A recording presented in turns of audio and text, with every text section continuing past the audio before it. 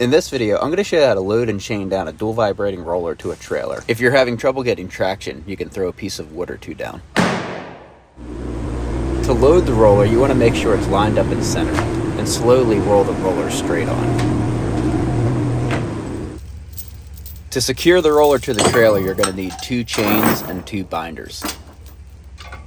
The process is the same for both sides and works for most rollers. You're going to put the chain through the hole over each of the rollers. Hook one end of the chain to either the front or rear of the trailer, then grab your binder and go to the other side.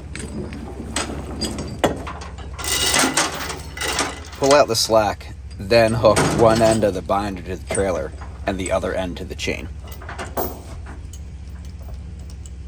Get the binder in the right ratcheting position to tighten it and start ratcheting away.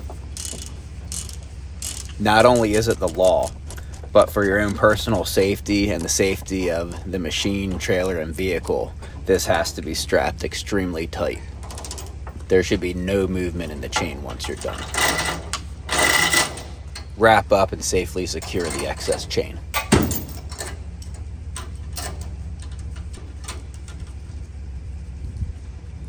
Double check that nothing's loose and everything's secure, and you're ready to go.